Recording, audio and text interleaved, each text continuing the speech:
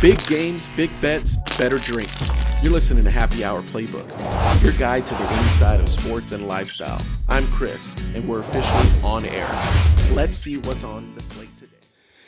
Welcome to the Happy Hour Playbook, episode 9. My name's Chris. This is Wes. All right, guys, we got a couple things we want to get into today. Last week we spoke about the Masters, which was a preview. Today's the finale. A lot of you haven't watched. We're also going to go and finish our 17th through 32nd pick for the NFL mock draft that we came up with. We're also going to talk about the NHL playoffs and the NBA playoffs. A lot actually has changed with the NHL playoffs since last week. I checked. Some people are no longer even in the playoffs, which is interesting. But it's changed a little bit more on the East than it has for the West. But we're going to get into our first segment, which is going to be the Happy Hour Pour. Today, Mr. Wesley brought us a bottle of Rebecca Creek. I know, it hurts my heart. I think it's an Aggie made this whiskey. There we go. But it's actually really, its reputation is pretty well done. It's distilled in really San good. Antonio. Let me give it a shot real quick. Man, that smells really good. It's got some bite. Yeah. It's got a really good aftertaste, though. A lot of bite to that. That's pretty good. It's that first sip. Nothing bad about it, but I do like the smell. I'm not sure. I mean, this is their lowest version. It's a $25 to $30 bottle. They go up from there. I was looking on their website. It goes up really quick. It goes up really quick. I was at Specs yesterday after Jack's lesson, and I was like, man, I'd like to buy the $80 bottle, but if I don't like it, yeah, I'm not going to be happy with $80 spent. That's true. It does have it says it has a silky texture. It actually is pretty smooth. I don't know. I've never had silk taste, but I guess it's silk panties. Silk panties. The way to go, baby. I like it. It tastes really good, but we were talking before we got onto air. What is the drink that they drink at the Masters you were just saying? It's the Azalea drink. Let me see what it's called. I should have made that. I failed my Masters people by not making that today. Which, if a lot of y'all don't know, the Masters is known for their, what do we want to call that? Frugal? What's their concessions? It's concession prices. Super cheap. Yeah, there's a list. It's like $2 for a hot dog. A drink's like less than $5. It's crazy. But what are the ingredients in that? So the Azalea cocktail. It's a vodka, lemonade, grenadine, served over ice with a garnish. Huh. It looks delicious. That sounds good. Yeah, it looks amazing. I should have done that today. I thought about that literally as I pulled into the parking lot, but parking lot being your driveway. But we're commercial here. We're commercial. But this isn't like terrible it. to be honest. No, it's good. It's a drink that I would definitely have in an old fashioned or just drink if I'm drinking straight. Just like I said, it's not bad. It's very smooth.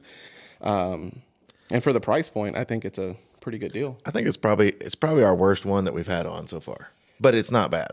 If we need to do that. So we need a ranking at the end of the season. We'll rank all of our drinks and kind of 1 through however many we get down to. So, but I'm going to say, I'll say first round exit. Okay, that's what I was going with. It's good. It's good. I would drink it again if someone had it. I bet the better bottles are better. Oh yeah. I mean, obviously, but I bet they have a smoother bite to them. Yeah, they had the what was it? The double barrel. They had was there a single batch? Single batch. They had. That's probably the one I should have got. Is the single batch. They had a bunch of different options to choose from. But like I said, if somebody had it, I would definitely drink it. I can say I've had it before. Right. I mean, you go to the bourbon wall, and there's just all these bourbons. And you're like, I'm getting confused on which one I need to buy and try. And I'm trying not to get stuff that I've already had before. And there was some Whistle Pig 15 year for like $130, but.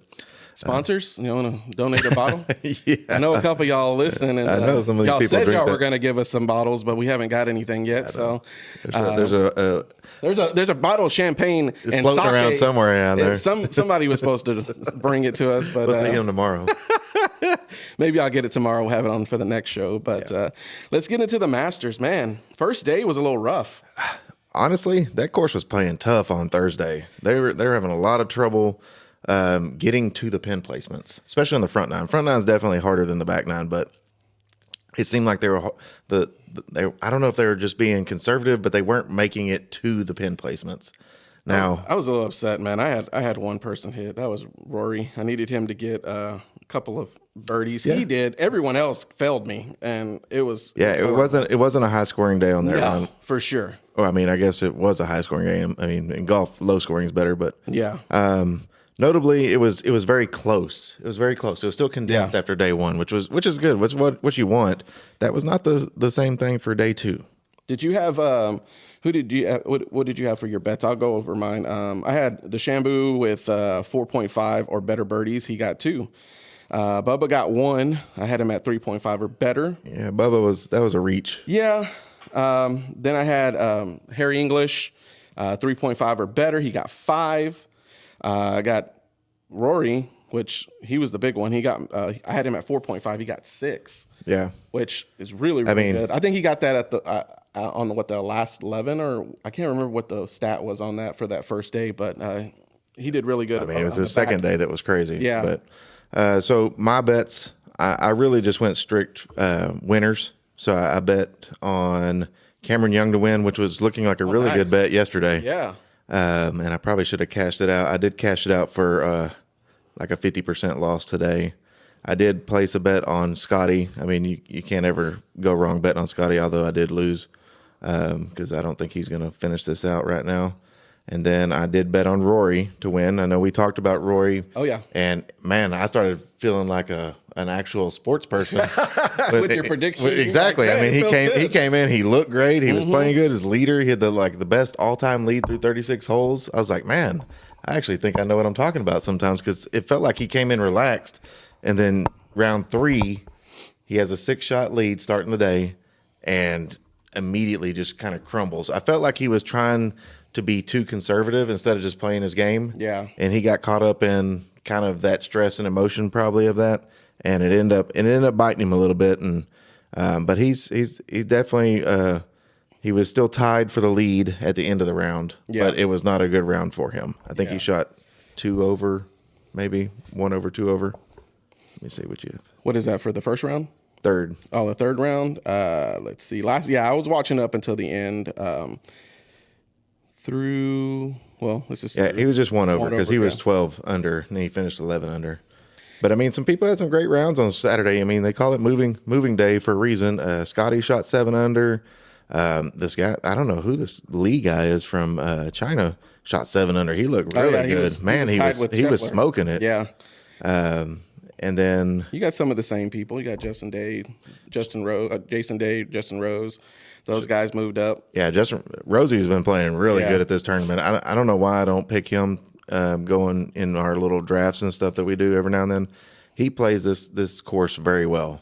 If he would have won, he would have been the second oldest to win this tournament. Oh, nice. But I don't think he ended up. I don't think he's on the track. I'm trying to do this and not watch this at the same time, and it's extremely difficult. It's been really hard today. And then the Rangers are playing the Dodgers with DeGrom pitching. I'm like, man, how am I supposed to be paying attention to any of this crap? How'd your sleeper do? He made the cut. Yeah, I know after yesterday he was... looks like he's tied for 25th. Yeah, tied for 25th, which is probably better than it looks like 24th. Well, yeah, after yesterday, I know he was 21. Yeah, he's 24th today. And they're all finished. They're just waiting on the leaders to finish now. It was good to see Jason Day play good. Man, yeah. He's not playing good today, but he played really good the last couple of rounds. And then, he there for a while, it's probably been 10 years maybe. He went on a tear in the majors and in golf. Him and Jordan Spieth were both kind of trading off.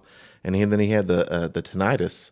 Tinnitus and vertigo, I think, and a deadly combo there, man. Man was just he couldn't play golf, and that tinnitus is no joke. He's kind of been missing until now, and it's good to see him playing some good golf. Who didn't play good golf was Bryson DeChambeau. Yeah, he went out. Yeah, he didn't make the cut. He shot 76-74 to miss the cut.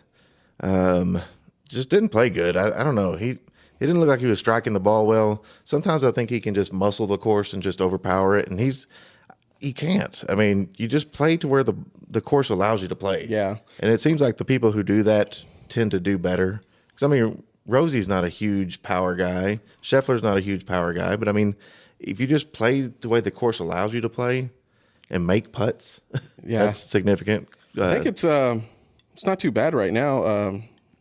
Rory's still in first. Justin, Rose second. Scheffler, Cameron Young. Like I said, they got a couple of holes left, so we'll see. I mean, I think as long as Rory doesn't have a complete meltdown on 15 or 16, I think he's through 15 already, yeah. Okay, nice. Because 15, there's a lot of water involved at the end. And then 16, obviously, par 3. It's got the iconic front left pin placement. It's really an awesome hole. If you guys have time, go on YouTube, and they have a video. I sent it to Wes, like, oh, yeah, of all the stuff that goes into this Masters, dude. It's crazy. Like, their water, they can shoot water through the ground. Yeah.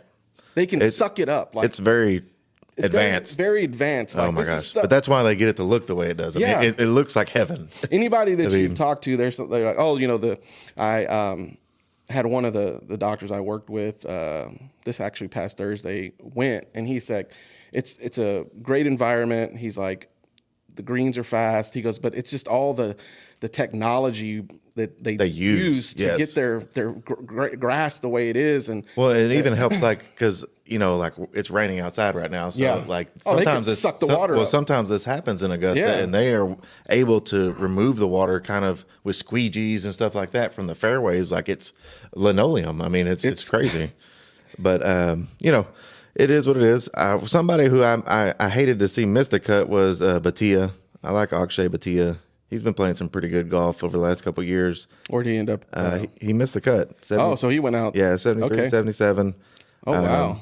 Yeah, I was kind of surprised at that. I didn't put any money or anything on him. He was +6 when he got kicked out. Shane Lowry made a hole-in-one on number 6 yesterday. It was pretty awesome. It was always fun to see that happen. Oh, yeah. But, yeah, today it's been a grind today. They've been back and forth. Rory was down. He doubled a hole and went down 2 shots. I mean, it looked like Cameron Young was going to run away with it, and then he went back down, and then Rosie went up 2 strokes, then he went back down, and then Scheffler's kind of just been hanging around, and he climbed back up. It looks like he's on 18 right now. Those first 4 spots have shifted just back and forth, and that's what you want. I mean, I know my dad was texting me earlier. He's like, "Man, it's all level." I was like, "Man, I hope it comes to like a 5-way tie. They have to have like a playoff, and you know, I hope daylight's a problem is what I usually hope." But it looks like Rory's gonna finish it out for a back-to-back, which not many people can do. Yeah, and they usually try to time it so that the sun's setting when they give the jacket out, which is tradition. So it's super, super cool. I love it. I mean, I like their traditions. I mean, I like the no cell phones. The no cell phone policy. Yes, sir. Because, I mean, you see lots of things when people take pictures, or like it shows people in the background and nobody's on their phone, and everybody's just looking at the golfer and just smiling or having a good time, holding a drink, or, you know, a kid. You know, kids are out there having a good time. I mean, it looks like a great time. I was thinking about today. I've got to get out there. I've got to get me and my son out there for sure. Bucket list take a walk. Thing to do. Yeah, I'd like to spend the week and just take, you know, visit. Oh yeah, that would be fun. Enjoy the whole thing. Yeah, I know it's probably not financially responsible to do that, but hey, if you can get it face value, they said those tickets are about $140. Ain't no way you can find those for $140. I think the only ones on the secondary market. The only ones I've ever seen were $10,000, and that's for one day. Yeah, I was like, good Lord. But it's crazy how much control. So this partnership for showing the Masters has been around for 70 plus years, and they control everything. What the camera is going to show, the commercial length. Like most events, they have a run of about 20 minutes of commercials total, 4 minutes for the Masters. And it has to be, the commercial has to be like an actual cinematic commercial. It can't be like, buy this Kia Sorento for 4.9% at whatever. It's 4.9. Yeah, you're looking at a Kia. Wow, hey, times are tough right now. Kia needs some money, but no, it's crazy how like Mercedes, you see their commercials. It's very cinematic, showing their models. It's not telling you anything about price. It's just showing you their prestige and things like that. They have a different clientele that they're trying to reach. This isn't Joe Schmo that plays at his local.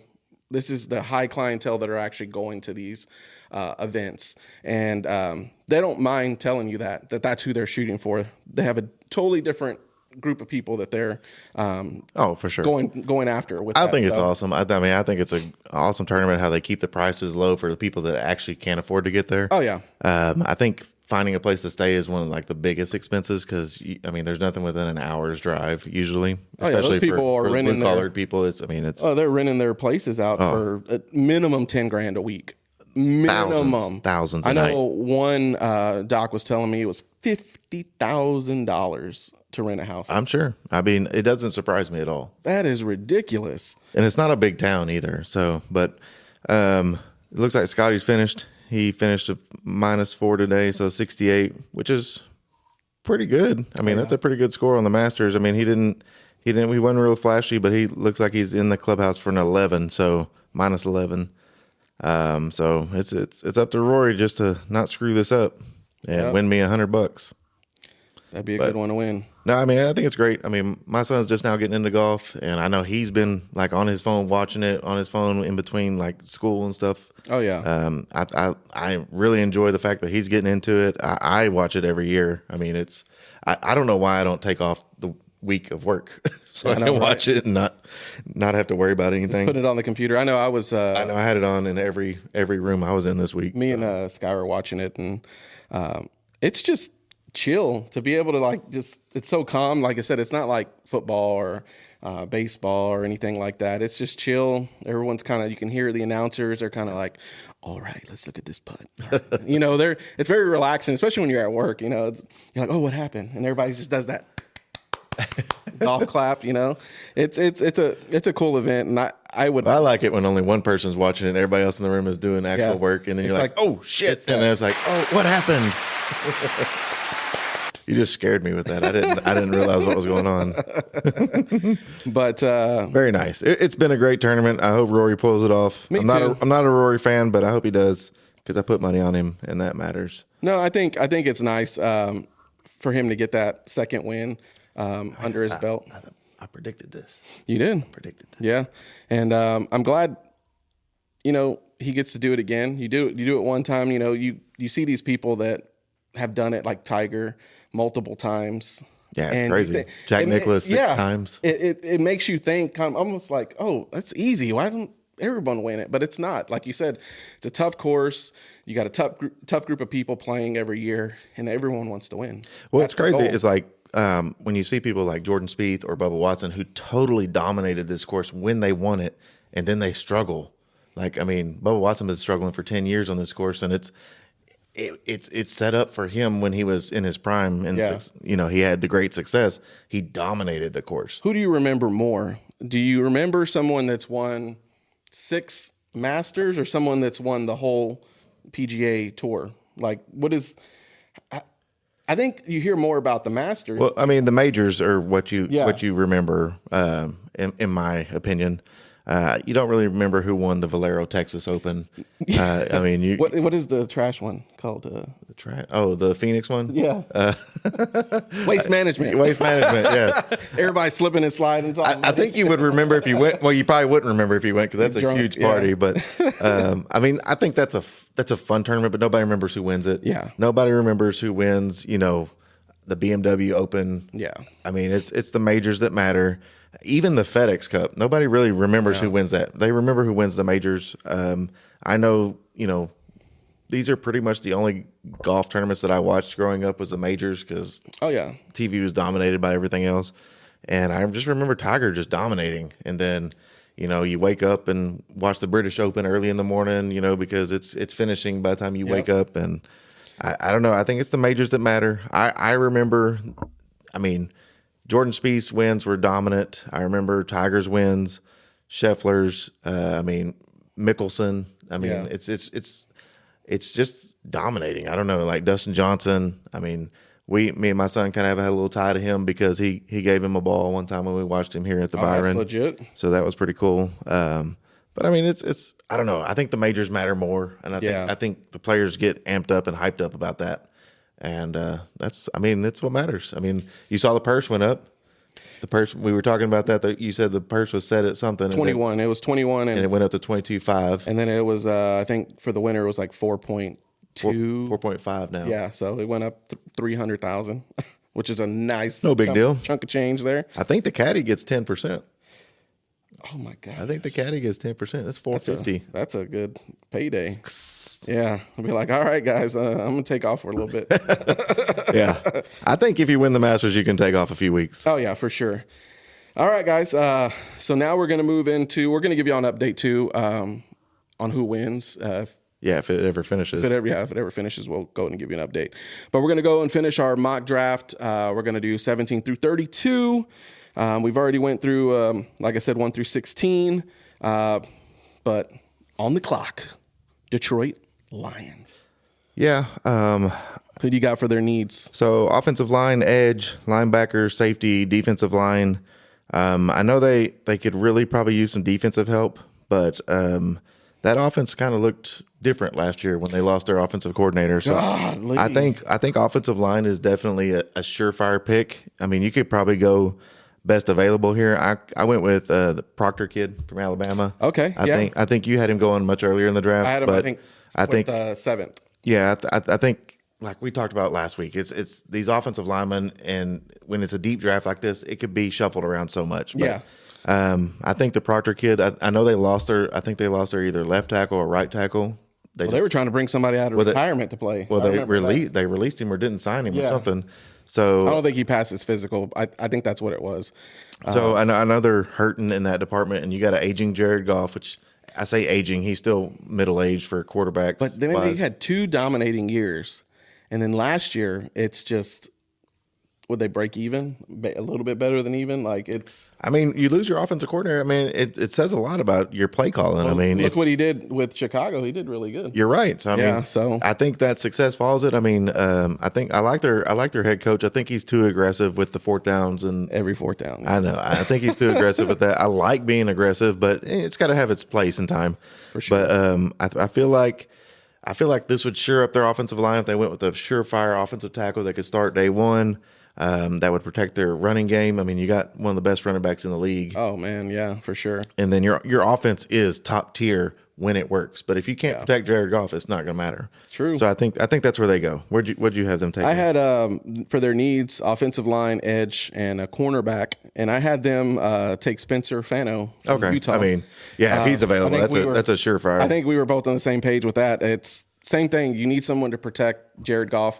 You've seen him scrambling, plays getting broken up by him having to run or do a little check down and not getting the yards that they needed. And like I said, losing their offensive coordinator was a big thing. And I don't know, man. They were so dominant for those 2 years, and I think it was because the coach was new. Everyone was new and everything. No one had seen that play before from them. And then you look at the North wasn't always like a dominant division, but you look now, you got Chicago playing well. You got Green Bay playing well. You had the Vikings were so-so. Like I said, they were good except for last year. They were good the year before when Sam Darnold was there. It's they're going to be good. I think Kyler actually improves the team. Although I want to see him play there. I want to see how it goes. I think he improves the team. Yeah, because of course he's been in the league for 8 years now. So I mean, or I forget how many years. I think it's 8 years. Yeah, I think 8 years. Yep. Like the problem is with a rookie quarterback, your expectations can't be super high. I mean, it's not fair to them and to develop them. So the fact that they brought in Kyler tells me that they're done with JJ and this is a short-term thing. I think they're better short-term. They're not better long-term. No, I think developing him and having somebody kind of like what they did with the Raiders are doing, have somebody that's a veteran, kind of sit back and teach them. I know I don't know if Penix was super receptive to that when he was in, when Kirk Cousins was in Atlanta, but I think with a person like Mendoza, going to the Raiders and having Kirk Cousins there. I think he's gonna sponge. He's gonna soak it all up for sure. And I hope too that Kyler goes and understands what the deal is. Like, hey, we need you to help us with this kid too. Well, if you're going to keep JJ, the problem is for me with Kyler, and I know I called him overrated. This dude's the number 1 overall pick. Yeah. I mean, he's obviously an extremely good athlete and really good at football, really good at sports. But the reports of him not wanting to study, not trying, not, too much video games, like those aren't fake. No. And so if you're not putting forth the effort for that, he's not going to put the effort to help JJ. No, he definitely isn't because he just got let go. So he's fighting fight or flight right now. So I mean, he's going to have a good year probably because he needs a contract. Himself. He needs a contract. So he got a short. He's not going to help the younger guy. Yeah. He's not going to do that. And that's fine. That's fine. I understand that. Yeah. And I think they're a better team because he's coming there. I just don't think it helps them long term. Long term, yeah. And I thought J.J. McCarthy being a first round pick, you probably should have gave him a little bit more time. For sure. Let's go the 18th pick. We got on the clock the Vikings. Minnesota. Who'd you have for needs? Woo. So I had them center, safety, wide receiver. And I went guard center, which is the kid from A&M, Chase Bisonis? I can't remember how to say his last name. I have no idea who that is. He's the guard center. He played both over there at A&M. I think they do need a center. Like I said, someone that's going to be able to make sure that you don't have those mistakes with the ball, fumbling, snaps. Those are big things, especially with having a young quarterback. You have a veteran quarterback that you can practice with now. Him being a rookie and him playing in I think the SEC is probably I don't want to say the closest to the pro level, but it is very fast, high expectations. You could argue that it is, from the last 26 years, but I think the Big Ten's catching up quite a bit. I think Big Ten line play is very well. Anytime you see top 10 like offensive linemen taken, a lot of times they're out of the Big Ten. Wisconsin there for a while was putting out a lot of linemen. Ohio State, Michigan. I think there's a lot of ways that you could look at that. I don't think you're wrong. I think that is a need for them for sure. Obviously, last year they had not as much success because they weren't protecting their quarterback. Yeah. I think that also has an amount to how much your quarterback can process things. The quickness, But if you have a really good center, your center is your second quarterback. Oh yeah, he's calling out the protections and stuff. He's helping the quarterback point out things. Yeah. That's a no-brainer in my opinion. I had them at defensive line, offensive line, safety, wide receiver, and cornerback. I had them taking the kid from Oregon, Thieneman. Okay. I think this is a little early for him, probably value-wise, but man, the kid. He looks good in the combine. Harrison is a free agent. Don't know if he's coming back or re-signing or retiring. They have an aging defense. This would really solidify kind of that back end as far as basically stopping the run. Hard hitting safety. Oh yeah, over the top coverage. I think he fills the slot that they have missing. I was surprised to see wide receiver on here, considering they have Jordan Addison and Jay Jettas. But I guess you got to plan on one of them eventually leaving. But I went with him. I wish he would last. I'd really like him to be available at 20 for my Cowboys, but I don't think he's gonna make it. All right, now we go to number 9, the Carolina Panthers. I had their needs as safety, wide receiver, edge. And I had them picking up the Caldrick Falk, Auburn, the defensive end edge. He had a really good showing out on his combine numbers. And I think I had him at number 4. He was a number 4 edge rusher based on the combine performance that he put. So I think they need someone that's going to put pressure on the quarterback. I think their offense looks pretty good this year. It looks like Young is finally showing some promising looks, I guess. He had a good second half of the season. Their running game with the 1-2 punch. I know what's his name left, and now you have what's the kid that was injured and came back for Carolina this year? They got the contract extension. Can't remember off the top of my head. But yeah, he, having that defensive end pressure helped the offense by those quick 3 and outs, getting the offense back on the field, and letting kind of Bryce Young do his thing. It's a young team, and I don't think Carolina's a bad team. No, they're a young team, and they have a bunch of young players. I think their receiving core is young, potentially could do good with some just good offensive coordinator pushing them. What is the kid from South Carolina? The receiver? The receiver. The one that likes to eat raccoons and stuff? Yeah, the country boy. Yeah. I love listening to talk. I do too. Yeah, the guy's good, man. Oh, man, I love him. I can't think of his name right now, but I see his face and I see him talking about eating raccoons. But which is strange. Those trash pandas, I didn't really know they were a delicacy. But, so Carolina, offensive line, safety, wide receiver, cornerback, defensive line. I definitely think their defense is where they need help the most. I went safety. Okay, yeah, that's what I had the first. Yeah, this is a reach here. I believe I went with Emmanuel Warren from Toledo, safety. Nice. I think he's a really good player. I think he's getting a lot of boost from the combine. Yeah. I said Toledo, right? Yeah, you did. Toledo player. He's seems like a really good player. I kind of like players from those lower level D1s. Yeah. I feel like they still have that extra developmental point to get to. When you're at Alabama, you're getting best of the best. Oh yeah. I don't think you have a whole lot of more potential to reach. I think you're reaching it at that point. But some of these other schools, I think it's a good pick for them. Sure, that extra, defense, like you said, that extra. It's like if you had you were scaled from 1 through 10. You go to these big SEC schools, you're playing at level 10. With the smaller schools, you have 7. You're playing at 7. You still have potential to grow in those positions. I just think your developmental ability is able to go further when you're at a smaller school. Mainly because you haven't reached it yet. Yeah, you don't have all the stuff available to you. Yeah, I think that's a good pick for them. I don't know if they'll go that way, but that's what I would go. I think that would be a reach, like I said. But sure up that defense. You have a quarterback that's really took a step forward last year. Hopefully, I don't know if they have the same offensive coordinator this year. I hope so, because that's only going to be another step. Yeah, and that makes them a better team. For sure. You want the teams to be leveled out. You don't want any of these real sorry teams. So I think that helps them a lot.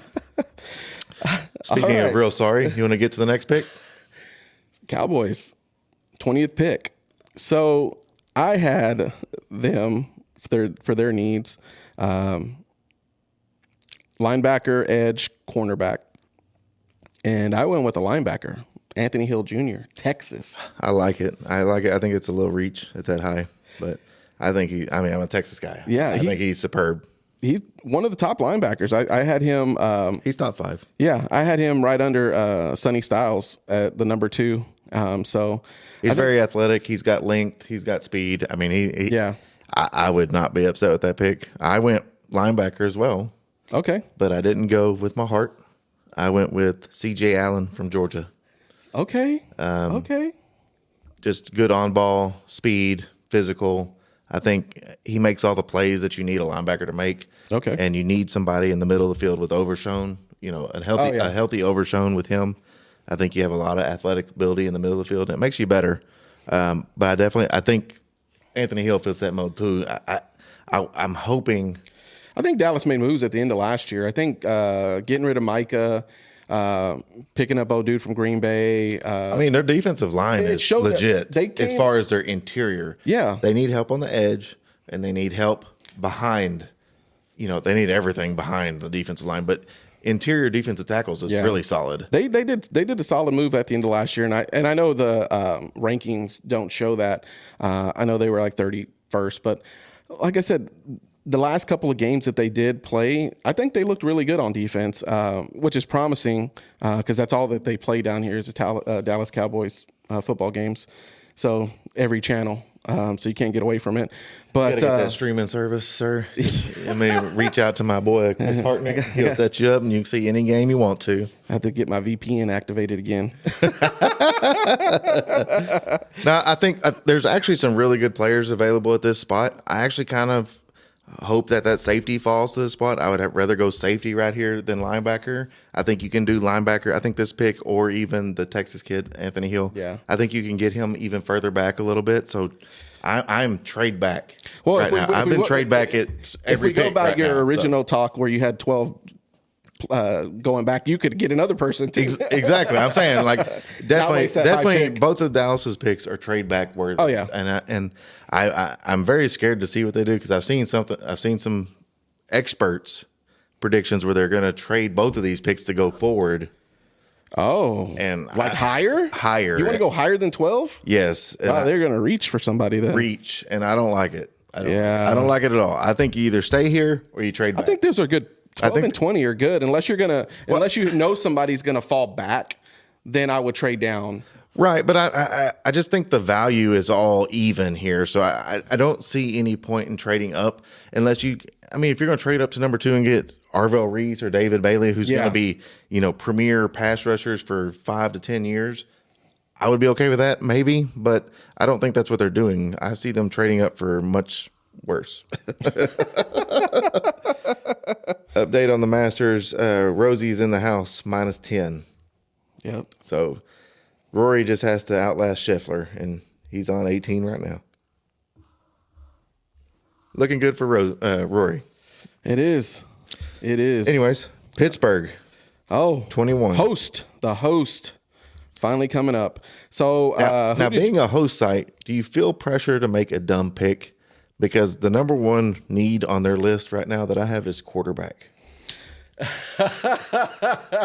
If they pick a quarterback, that would be dumb. It'd be so stupid. It would be so stupid. But the pressure being the host city to be flashy, do something crazy.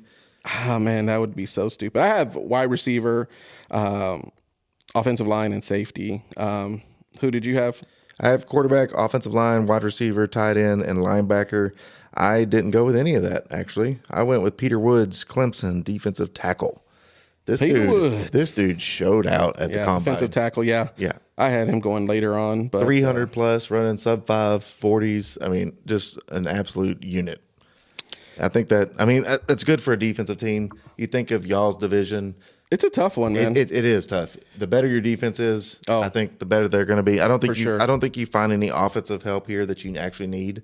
I don't know if they haven't even signed Aaron Rodgers again yet. They were waiting. I know the owner. I saw that they were looking at Anthony Richardson. Oh no. I would be okay with that. I'd be okay. If I'm a Steelers fan, I'm okay with you looking at Anthony Richardson as a project. He's kind of injury prone, man. I don't know. He is a massive human being. Yeah, he is a big guy. And if you put him in the right situation, he could be relatively good. I mean, he's Cam Newton, but he doesn't have Cam Newton's skill level size, as far as. Well, no, I mean, size-wise, they're the same. Yeah. It's his processing of information. He needs help in learning how to do that. Yeah. And, I mean, if you could bring him in underneath Aaron Rodgers for one more year, imagine what he could learn. Man, that would be a good deal. I got the guard from Oregon. The manual, was that Paragon? No idea who you're talking about. Yeah, he was a guard for Oregon. Did really good in the combine. I had him as one of the top guards to go. I think if you don't get a quarterback, and I think Aaron Rodgers will re-sign. I think he will too. So the next thing, you need someone to protect him. If you've seen him last year, he got hit. He was on his back so much. I enjoy seeing him with all the his grass, his helmet all messed twisted. Oh, it was great. The cameras always get him. That one where he got it's not fair because he's Hall of Fame worthy. I mean, he's first ballot. He legitimately probably the single most athletically gifted quarterback ever to play. I mean, his arm strength. His hard count. I mean, he's literally been one of the best quarterbacks of all time. But I do enjoy seeing him on the ground all tangled up and shit. I'm trying to remember what game it was I was watching. He got hit. I don't know if it was defensive end, linebacker hit him. He's on the ground. His helmet's turned. He's got no ass. It's just loose. I'm like, how are you wearing these football pants? Fight. And he just laying there and he like throws his hands up and it wasn't a catch. I'm just like, But the division, I do tough. enjoy it. I do enjoy it. It's a tough They division, make though. some great memes. But for that team, Pittsburgh, playing in the North, I think you do need to get someone to protect him because you play these teams twice a year, and you're going to have a tough time protecting him with your Myles Garrett's. Right. And my thing now was, you got Trey Hendrickson. And I was thinking the same thing. I was thinking defensive tackle, that Woods kid is going to be dominant. Yeah. Put him with TJ Watt. Who are you going to double team? I mean, TJ, yeah. Exactly. So, I mean, for sure. You have too much attention to one spot, and if you just terrorize the other team, defense can win for you in the NFL. Oh, we've seen it. Championships. We've seen it. And we've seen Tampa Bay come in with no-name quarterbacks and win championships. Easy. You're not talking about my boy, are you? Who's that? Tom. No, I'm talking about... talking about Brad? What is it? No, not Brad Johnson. What was the other? Trent Dilfer. Whatever happened to him? Man, he was an analyst. I think he's for a coaching. little bit. I think he's coaching. I know, somewhere. but he was an analyst for a little bit, but he didn't do great. He didn't do very well at that either. So, all right. Well, we got Chargers next. Chargers at 22. You're on the clock. I went offensive line, edge, defensive line, defensive back, wide receiver. Okay. I went offensive line, and there's no chance I pronounce this correctly. It's Ianekor. Offensive line, tackle. School? Hell, I didn't write that down. I mean, he's one of the top offensive linemen. But okay, I got you. It was I got it right here. He was with. Oh, I thought I had it on here. Was it the dude from Penn State? No, we already had picked him actually. Yeah, I already picked the kid from Penn State. Yeah. It's a totally different player. All right.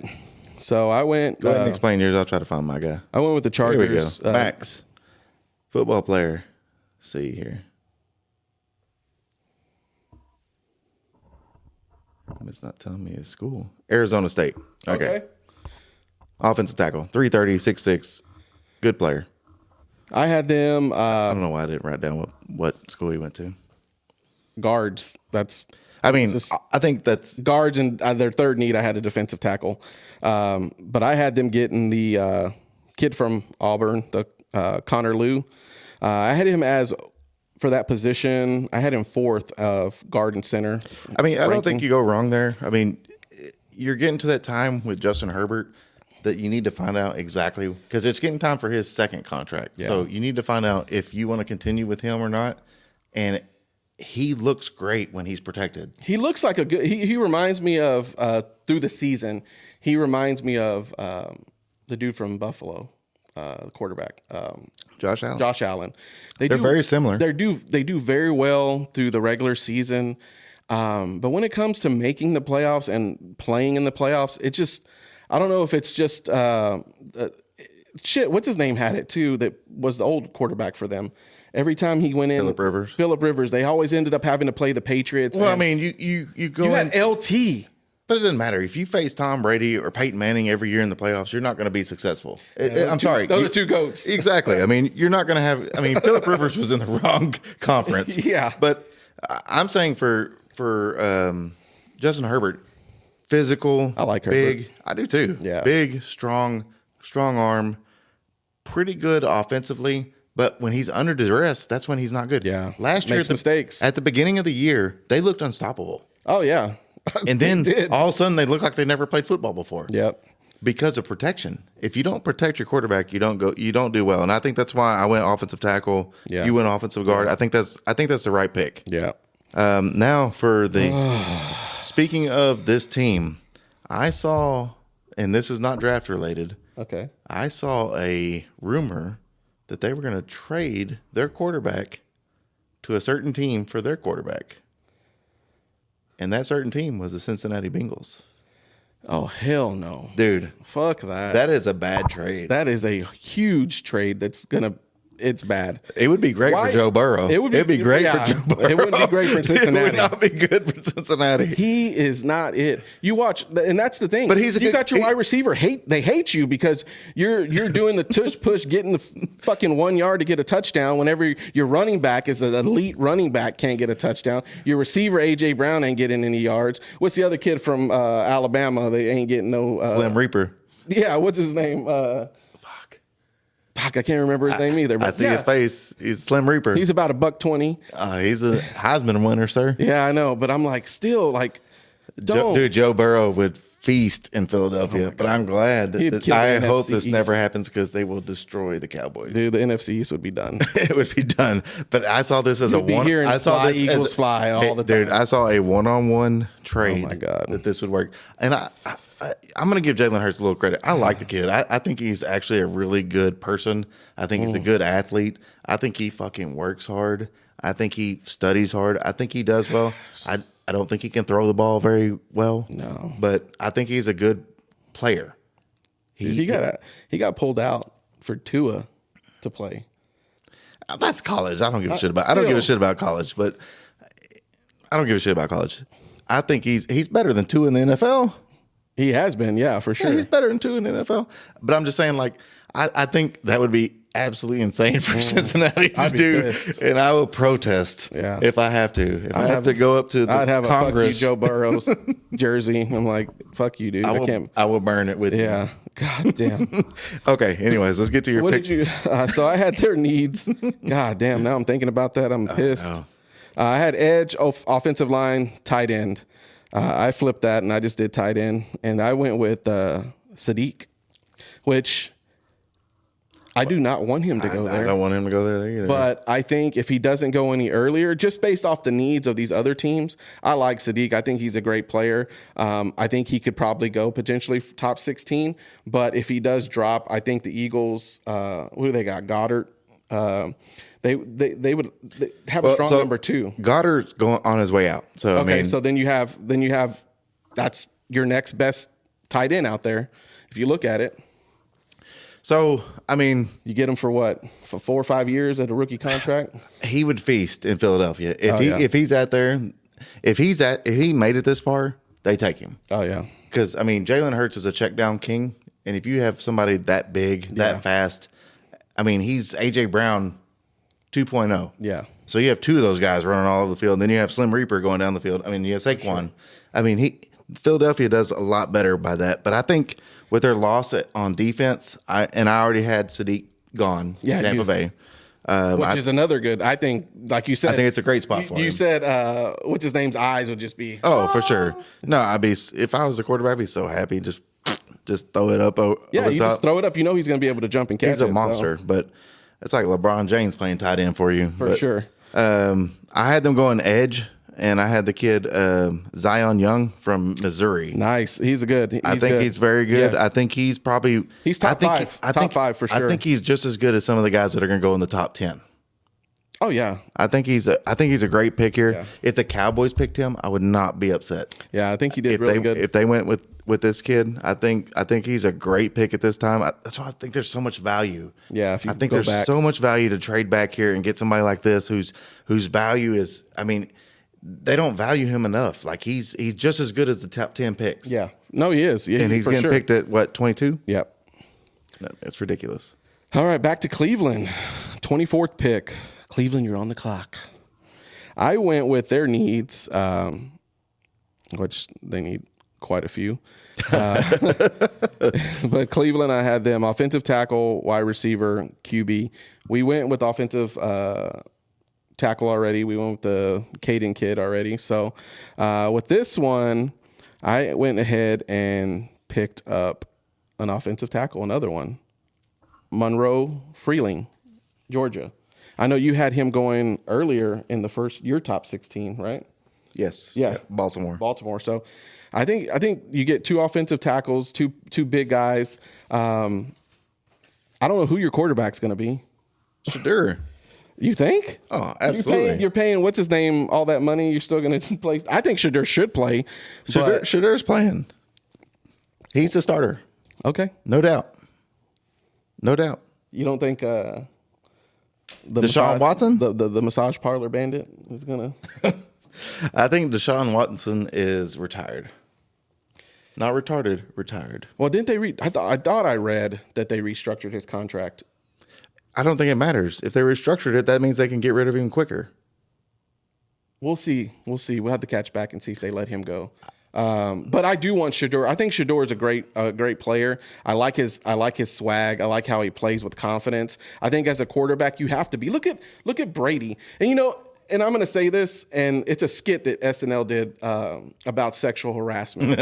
That's a great episode. It's a great episode if you haven't seen it. But it reminds me of that, like, unseen, like, say Shedeur walks up to somebody and a woman says, "Oh, I'm not going to go to lunch with you." I feel like it's Rory wins again. Oh, nice. Second Rory Masters in a row. What did he end up with? Minus 13. Oh, did he end up with minus 13? Yeah.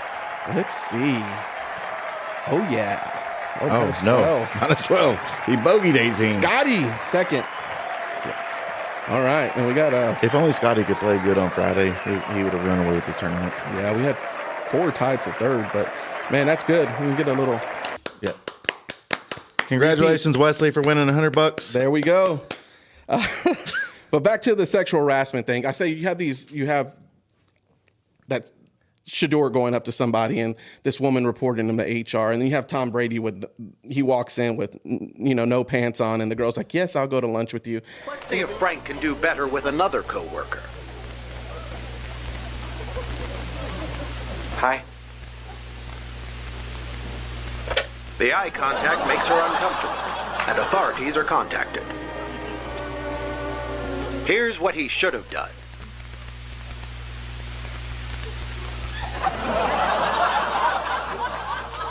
Hey, Greg, want to have lunch sometime? Sure. How about tomorrow? Okay. Here's my home number. Great. See? It can be done. You can have sex with women at work without losing your job by following a few simple rules. Be handsome. Be attractive. And don't be unattractive. And the thing is, it's like Tom is the same. He has Shadeur's black. You can't do that. You can't do that. But Tom was the same way. He's cocky. He's confident. You have to have that as a quarterback, and your team has to believe in you. And I think if you watch the last 5 games of the season, you go to the locker room and you watch those videos of his team talking about him. They want him to play. No, I think you're right. I think Shedeur. The difference it's a new between player, guys. Yeah, the difference between that Rebecca Creek's hitting. The difference between Tom and Shedeur. Tom's aggressive and like his, arrogance didn't come through until he won. Yes. Shedeur is already doing that. He was doing that before the draft. Yeah. I think that's what hurt his draft stock. Dropping all the way because down the fifth round. It wasn't about his talent. It wasn't about his talent. I think the league was trying to prove something. You can't just come in and say, "I don't care what you have to say." Oh yeah, they were definitely using him as a mortar. Like well, I mean, and there wasn't a lot of film on him either because he played in a terrible team. So yeah, they were small. I mean, Dion, his dad, when he went to interview with people that were picking in like the teens, he told them, "I don't know why I'm talking to you because I'm not going to be available at this time." Yeah. And that's understandable because he had a list of teams he didn't want to talk to because he's like, we're not going to go to you. But it doesn't matter. He was that elite level. Yeah. It was proven on tape. Yeah. Shedeur hadn't proven that yet. And he kind of went the same direction. I think that's what hurt him was his interviews and being that arrogant. But I think he's a good player. I think he's going to do well for Cleveland. And unfortunately, I went with my quarterback heart and I got them a second receiver apparently. Oh, wow. What'd you give? Because I gave him Carnell Tate early. Yes, right? You did. And I went with Jordan Tyson. Another wide receiver. Probably not going to be available, but I went with him again. I was like, dude, that is let's just make this offense like, the 2001, that would be Rams. A good pick. Yes, like the Rams. Greatest show on turf. Let's just do it. Just all go routes. Let's just throw it up. I think it's going to be good. I think it's I don't think he's going to be available at this time. I had him available because I went with needs early. But they don't have anything to lose, man. Honestly, you got a new coach. I'm like, you got a quarterback that's going to be if he does start, it's going to be his first full year. I'm like, you have Jerry Jeudy, but like I said, you have to have weapons around him too. You have a great tight end in what's the kid's name? Njoku. Njoku. Well, I think he's a free agent. Sign him. But they had Fannin. Yeah. He's a rookie. Yeah. He's good. So I think Cleveland's on the up and up. I think they're in my division. They're going to lose, but still, I think they should have a good year. They have a great defense. Their defense carried them. If you watch some of the games that they played, they got a great defense. So we're going to move on to number 25, which is Chicago. I had Chicago's needs as edge, safety, center. And I went with edge. TJ Parker, Clemson. And I had him, I think 6 or 7 on top edge rusher. He did really good, the combine. I think all the other edges are probably going to be up by then. I think it's going to be heavy first round defensive picks. So, I mean, it's definitely going to be a trench picks. Oh yeah, offensive for sure. line, defensive line. Yeah. So I had TJ Parker. Who did you have for their needs for Chicago? I went with Blake Miller. I went with offensive line. Okay. I think protecting what's his name? Painted fingernails. God damn, I can't remember his name. Caleb Williams. I mean, obviously Chicago showed a lot of potential this last year, and I think if you give him extra protection, I think that just solidifies your offense. Yeah. I think you could have went defense on this one as well. I think, and the kid Blake Miller's from Clemson as well. I don't think you go bad there. No. Anywhere in the trenches, if you address defensive line or offensive line, I think that's the right pick for Chicago. Yeah, and in Chicago, they went to the playoffs. They showed that last play that they played. I think, though, like you said, Caleb Williams needs more time in the pocket to process. Well, and he's still developing too. So he's got to learn how to figure out how to read a defense, how to check out of things, how to not just be running around everywhere trying to survive. Yeah, that's pretty much what he's been doing. And he's done well at it. I mean, I can't hate on the kid. He's done well, and they've done well, and they prospered. And that their coach, I think, puts them in better situations. Oh yeah. I think if you go offensive line here and give him extra protection and extra development, I think they take the next step. I told you who was my pick for this year. Super Bowl. Oh, for the Super Bowl, yeah, Chicago. Yeah, you did say Chicago, and they got the tight end. What's his name? Loveland. Good. That guy's beast. So we're gonna move on to the 26th pick. Buffalo, you're on the clock. So I had Buffalo, their needs as They have a lot. edge, linebacker, wide receiver. And I had them picking up, I know you had this person going earlier, it's cornerback, LSU, Delane. Oh, yeah. He's going to be gone. He's going to be gone by this pick. He's going to be gone by this Like pick. I said, we said I know some teams are going to pick because y'all are like, oh, he's going to be gone top 10. But the issue is we're going by needs, what they need. Like, yes, there's going to be generational players and players that, they don't need, they're going to pick up. But I think if we're going by just general needs. If you're looking strictly at needs and you're going with the mindset of no trades, stuff like that, yes. I think you're right. I mean, I think it's a good pick. I went cornerback as well. I went Terrell. Oh. Clemson. Perfect. Yes. I think he fits. I mean, yes, it fits the needs. I think he could have gone to the Cowboys as well at 20. Mm-hmm. I think he could have gone to any of these other teams before them. I mean, I had him as third best cornerback, which yes, he's really good. Exactly. I think that this is from pick 5 to pick 25. The value is there. Yeah, for sure. I think you can justify any kind of trade back there. I don't know if you can justify trade ups. No, not from that position. But I think he's a great kid. I think he's, as far as cornerback goes, his bloodline's in the NFL, so he's going to be there. I'm going next pick, 27th pick is the San Francisco 49ers. I had their needs as safety, edge, offensive line, and I went with the cornerback. You went with Terrell. Yeah. Clemson. Not a bad pick. He won't be there. He won't be available. Hey, it might be. It might be switched. Like I said, with the cornerbacks, they have 5 top cornerbacks that are available. Delane, McCoy, Terrell, Hood, and Johnson. Like I said, those guys are the top 5 that I had. So, yeah, they can potentially go in the top 16 or even the top 20. But I think San Francisco, their defense is they're injured. Like you look at, Fred Warner? Yeah, I mean, I don't disagree with you at all. It's the power plant. I'm telling you guys, it's right there. It's the power plant. There's no gamma radiation going to these guys. No, I think it's Christian McCaffrey sacrificing people in the back room, but virgin blood. He's drinking it. None of these guys are virgins. I went with Edge, and you had this guy going much earlier, and there's a lot of talk about this guy being valued. Drum roll. Yeah, Kendrick Falk.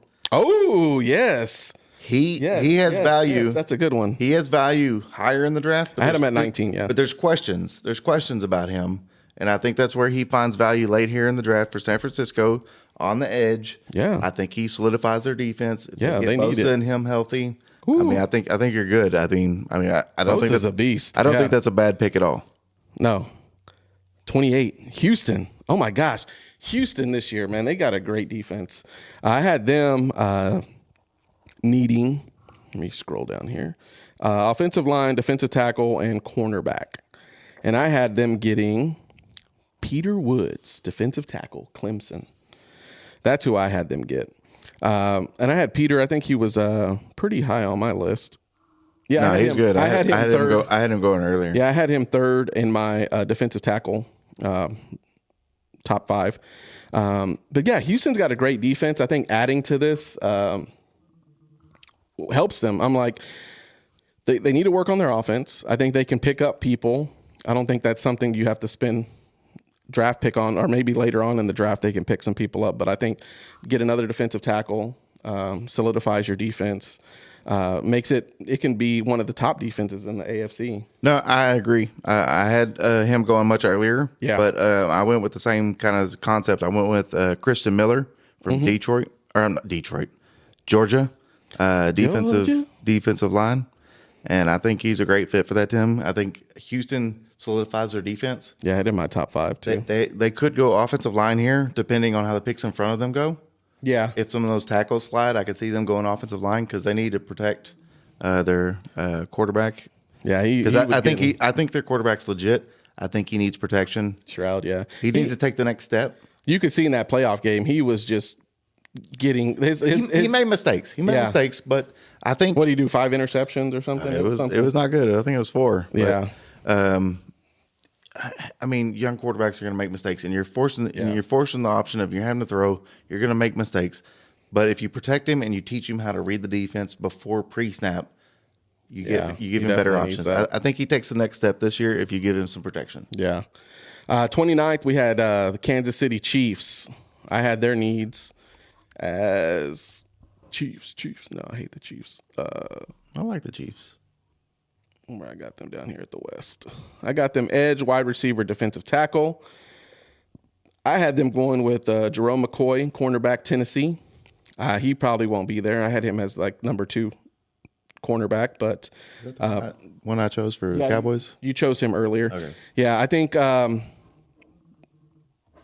since they traded off their top cornerback, I think they basically need a replacement, and I think he showed some really good. I think he showed some really good stuff at the combine. But like I said, they need to shore up their defense. They had a strong defense for the past couple of years. I think this year showed that Chris Jones can't do it by himself. No, for sure. And I mean, they need that outside pressure. They struggled on the interior line and interior defensive line, interior offensive line. Yep. Chris Jones is a monster. Yeah, but he's not going to be able to do it by himself. And he's not going to put the effort by himself. No. You seen that one play? He just let the dude go in for the touchdown. For sure. And Patrick Mahomes is being injured now. He's going to be less likely to probably take risks. Yep. And that's where he's been at his best. So I think I went, needs I had cornerback, receiver, edge, defensive line, linebacker. I went wide receiver. I went Casey Concepcion from A&M. I think he's a great fit for them. He gives them the return presence they need. You have him. You would have the dude from Texas, Worthy. You would have who's the other cat? Rashid Rice. Like I think they fit well together. Yeah, that means you're not paying wide receivers big money. Yeah. But you get a return specialist. You get a wide receiver that's not afraid to go over the middle. Yep. I think it's a great fit for them. Yeah, that'd be a good pick for them for sure. It gives them another weapon, especially I think this low cost. This is also another team. This is their second pick in this draft. They could go offensive line. They could go interior line protection purposes. I wouldn't be hesitant to see that. I wouldn't be hesitant to see another cornerback to come off the thing. Oh yeah, their for secondary's hurting. So 30th pick, we got Miami on the clock. I had Miami needing, let's see, wide receiver, edge, a lot of needs. Yeah, they let everybody go. I had them getting Zion Young, Missouri defensive end. That's a good if he's available. If he's available, then I think that'd be a good fit there.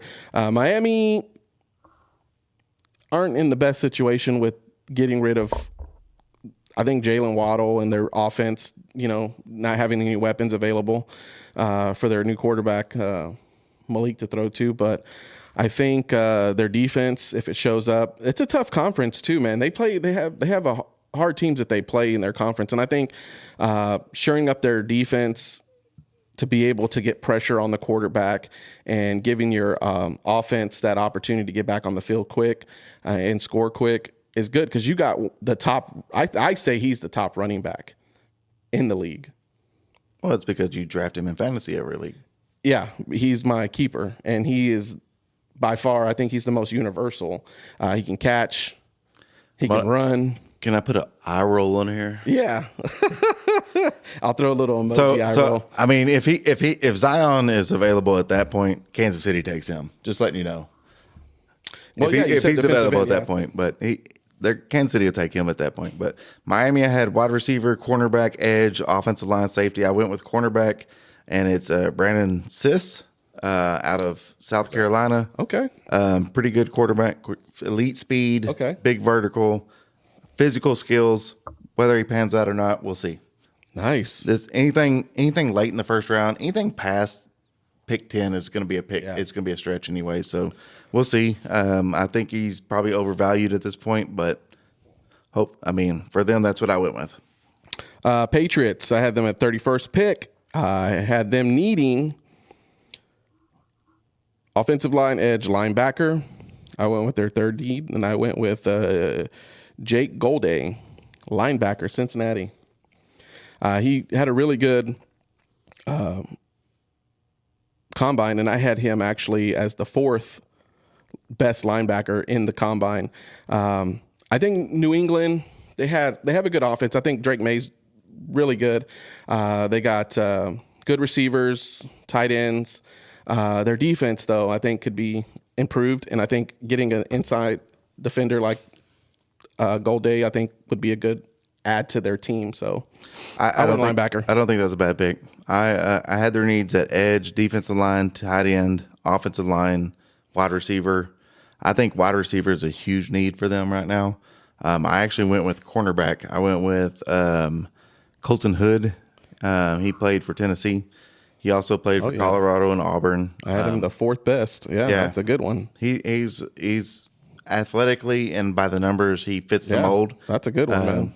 I think it's a reach here, but I think with you having an elite defense and you have probably a top 5 NFL cornerback already, adding him to the mix, I think your defense takes the next step, which allows your offense to take the next step. And so I think that's a good spot. I think they need wide receiver really bad right now. I think if any of these top wide receivers are available, they take them. But at this point, this is what I went with what I had already chose. So we're just going to go ahead and go with Seahawks. What their needs is. This is the dream pick for the Seattle Seahawks. It's running back. Come on, guys! Like Kenneth Walker went to Chiefs. We got them getting Jeremiah Love. And I think he will not be available. This will not happen. He will go in the top 10. Yeah, and that's the thing. A team that doesn't need a running back is going to draft him. Yes. And it just blows my mind you waste this pick on him. But I'm like, let Seattle take him. It's not a waste, though. I understand they don't need him. They don't. But he is, by the numbers. He's great. By the numbers, he's going to be an elite running back. But the value of running back, you can get by without him. So I think this is a perfect pick for Seattle, who needs a running back. We'll see. A few moments later. Exactly. We'll see once they draft him. Exactly. But I think he will go in he's gonna the go top 10. He's going to go to Arizona or Tennessee. And I think those are bad picks for them. It is. I think those are bad picks for them because, for one, Arizona doesn't have a quarterback. No. Tennessee has Not a for sure one. Tennessee has a brand new quarterback with 2 above average running backs. Yep. With Tajay Spears and Tony Pollard. Yep. I don't understand why you would force this pick on them because it's something you don't need. Yeah, it's true. And so I think his value is top 10, but his the only person that needs him is Seattle. Yeah, that's the only. That's And if he drops down to this, Seattle is going to jump on that like a fucking because we looked chicken on a we tick. were looking at it, and I saw what his mock draft was and mine, and we both had the last pick as Jeremiah Love. I was like, based on the needs, yes, that's the team that I think needs a running back and would fit the best. I mean, they lost for him. I mean, they got Charbonnet, but he's coming off injury. Yeah. Charbonnet's going to be good, but if you have somebody as their number 2 is Jeremiah Love. Oh, that's a and good then all number of a sudden 2. you kick Charbonnet to the curb next year. Oh yeah, you got a young guy that hasn't been injured that can come in and 4.3 speed, and Yep. I mean it's ridiculous how good Jeremiah Love is, but the value of a running back in the NFL is just not there. No. All right, we're getting into our next segment, which is the NHL playoffs, which a lot has changed since then. We're running over Tuesday. Got a lot to talk about. We actually, Tampa Bay was cruising, man. They were cruising for a bruising there, and then Buffalo stepped in and was like, hold up, here we go. Man, we're going to take the number 1 The amount seed. of fights this last week. Oh, man. That's all I've seen is... Even the Dallas, when the dude high-sticked Robertson. Like, Dude, the amount crazy. of fights I've seen in the NHL this week has been absurd. And they're trying to get them out before the playoffs because they won't fight in the playoffs, but it's crazy. So we'll get to the Western Conference. Originally, we had Colorado. They were playing... who do we have them We playing? had them playing the... was it the Predators? Yes, Nashville. Yeah.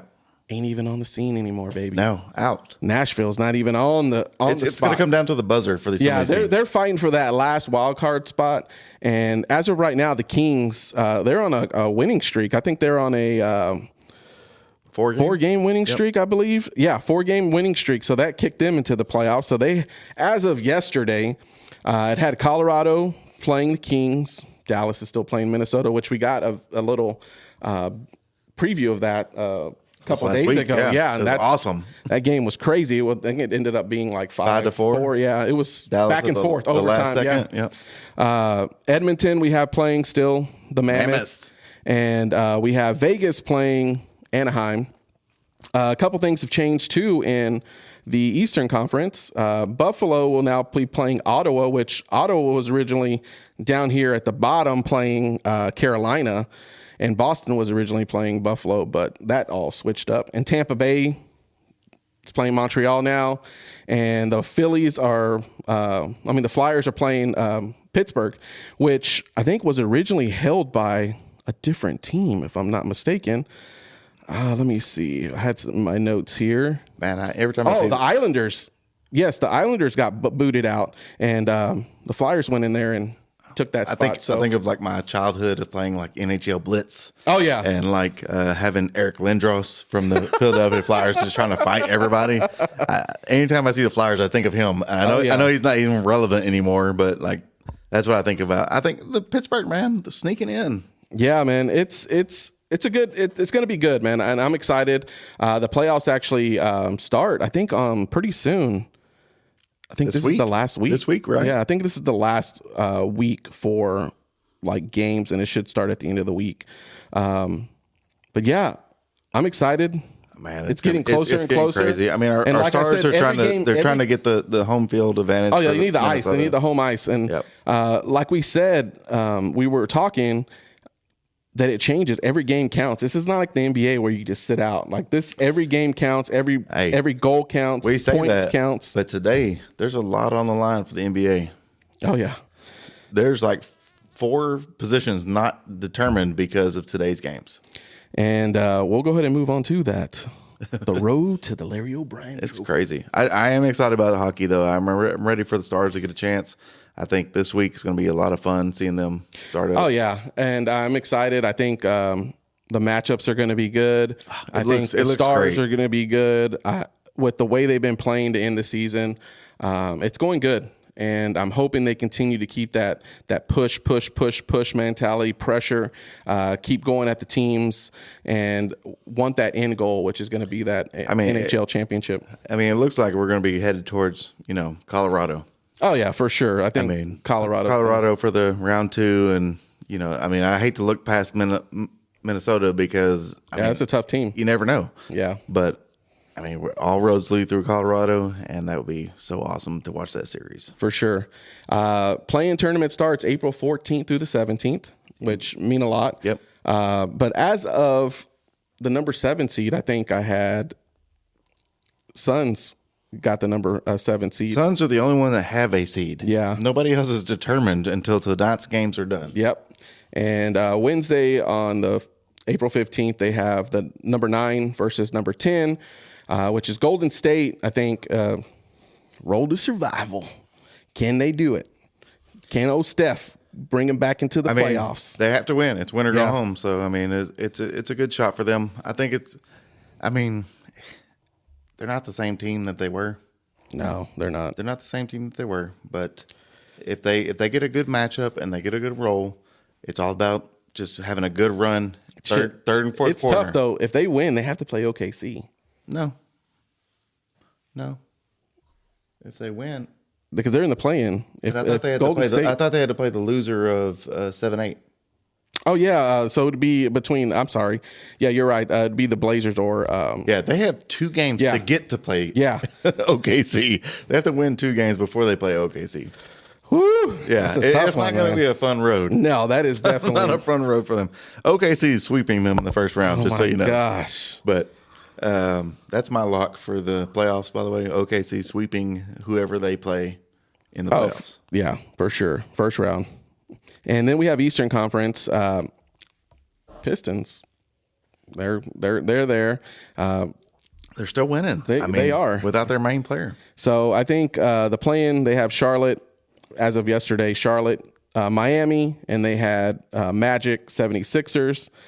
So once they play that, then you would have the winner and loser play each other, and then they would play either Detroit or Boston from there. So, honestly, Boston's moved up. Boston moved up to number 2. Boston's going to win the East. Yeah, I really feel bad for Detroit because I feel like they were my pick to win the NBA championship if Cade Cunningham is healthy. But I really want to see the Hornets beat the Heat. And then the Hornets beat whoever loses from either Miami or the Magic or 76ers. I want to see the Hornets play Detroit because I feel like because of the injuries, if the Hornets could do it, they could beat Detroit. That'd be a good one. Boston's going to beat whoever they play. Yeah. Boston's going to match up with the Knicks probably in the second round. Yeah.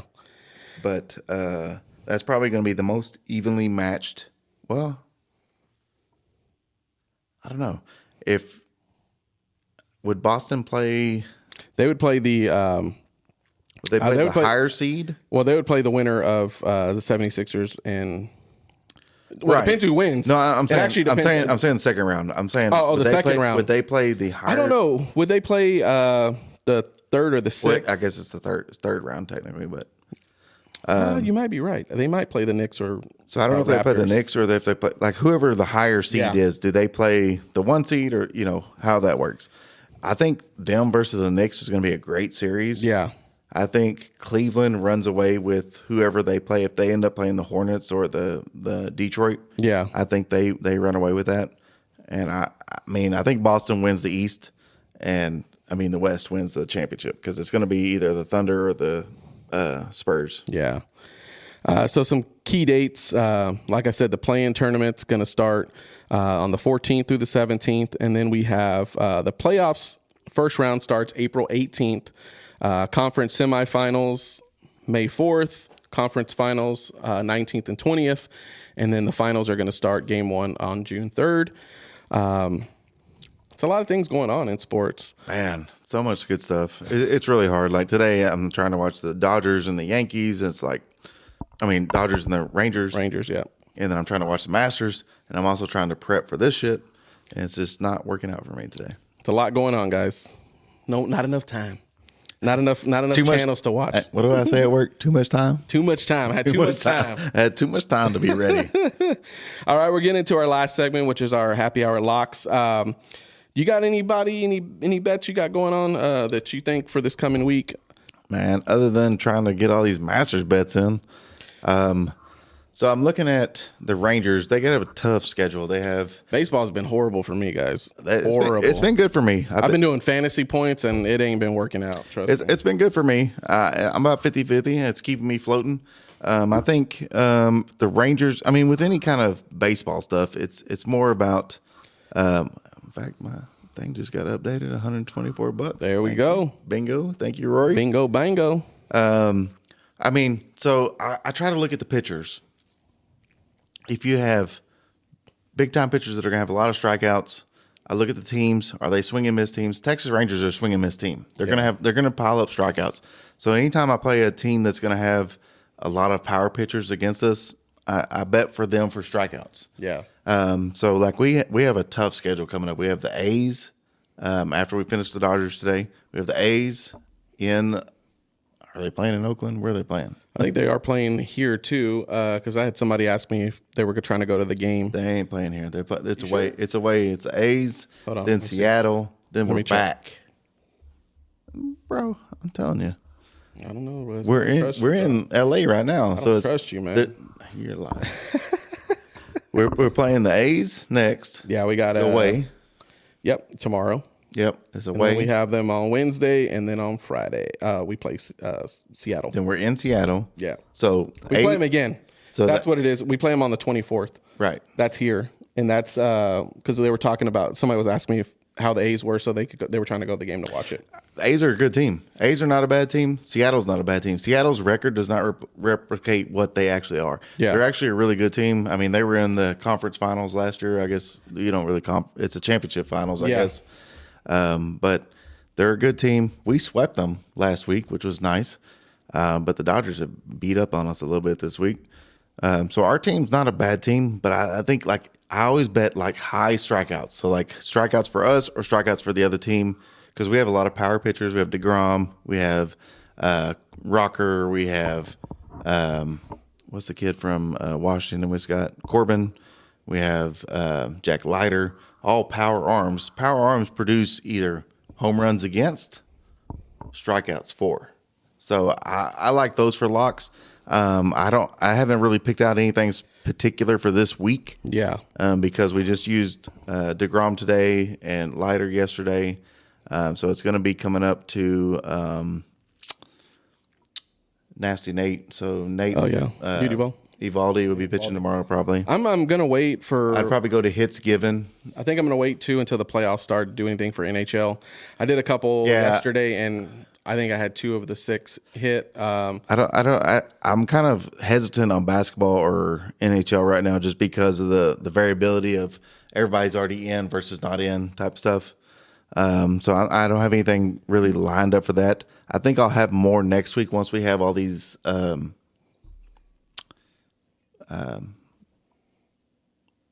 I guess, what am I trying to call these? Locked in. Well, it's going to be we will know who's playing who. Yeah. Basically, because we don't know anything yet. This is off subject. I've had this guy pop up in my social media. Oh. Godly. It's like every other clip. Connor Griffin. Almost impossible. Stud. What the fuck? He's a stud. Dude. Left center field. This dude came out of If you want to give me his cards for free, I'll take them.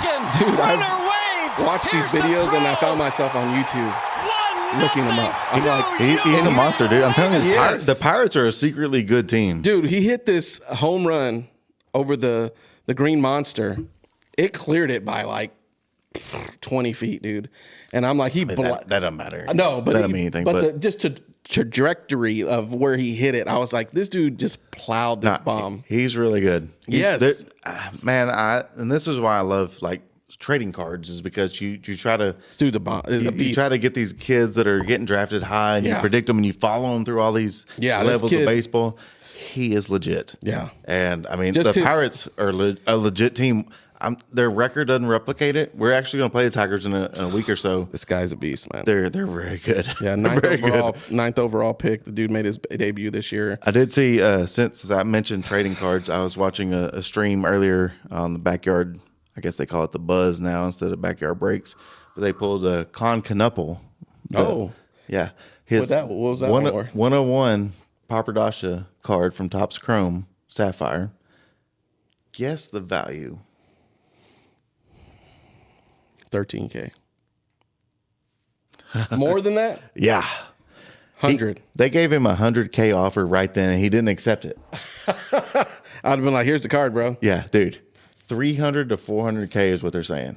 This card is beautiful. It's beautiful. That's it's amazing to see, and everybody, and these guys are kind of crazy, and they're kind of annoying a little bit too on their stream or whatever. Yeah. But man, their knowledge of the product and their ability to teach people about the product, and I don't know, they do a great job. They're making money. Oh yeah, and they're passing out money too. They're buying all kinds of stuff, and man, there's some dream cards that are being pulled, and I'm like, man, it's a gamble. It is. It's a gamble, but it is. But people hit. Somebody hits every time, right? Somebody does. That's the thing. You got to take the risk and put that money. You got to take the risk. You got to take. If you don't take the risk, you ain't hitting. No, you just looking at people. You're watching them open the cards. Yeah. Like, man, I wish I still do. that. I still do. I'm cheering for them. You're like, good job, good job. I like it. But they also, I like the fact that they provide the education about the value. For sure. They teach you about the value, like, hey, where it's coming from, why. Right, and then it's like football. Football doesn't have any value right now because it's like they were talking about these. There's a set of cards called National Treasures. It's like $18,000 for just to open up the box, and the potential to hit a $10,000 card is like 1 in 1,000.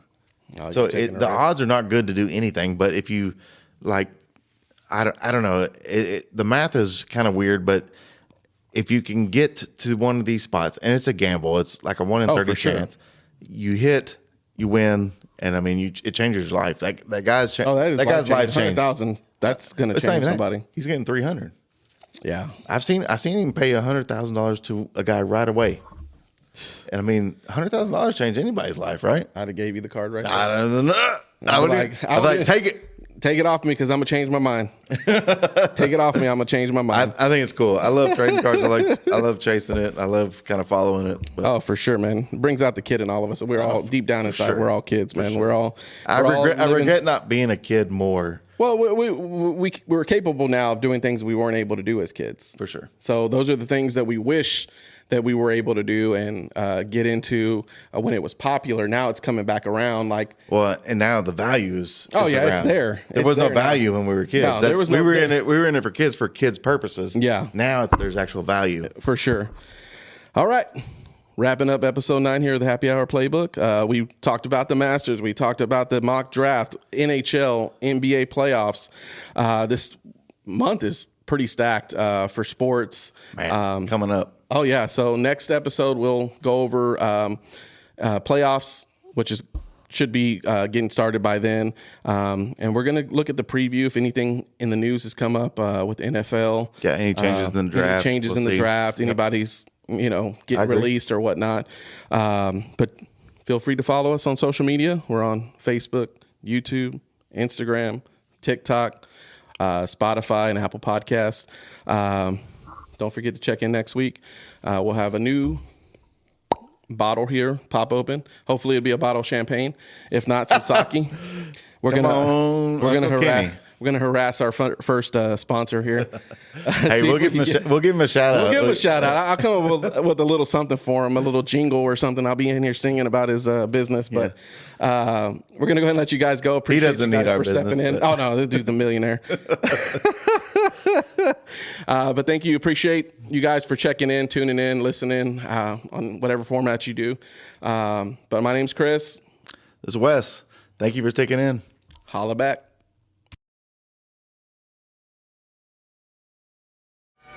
Here's the wrong way to approach a female coworker. Hey, Lisa. You look pretty hot today. Maybe we should have lunch sometime. Uh-oh, that didn't go over well. Hello, lawsuit. Now here's the right way. Hey, Lisa. You look pretty hot today. Maybe we should go to lunch sometime. Oh, well, great. How about tomorrow? Okay. Great. See you then. Well, that's the final whistle for today's Happy Hour Playbook. I'm Chris, and we're officially off the clock. Make sure you follow us on Instagram, YouTube, Spotify, and Apple Podcasts so you don't miss out on our next slate of picks. Stay sharp, stay hydrated, and we'll see you at the next kickoff.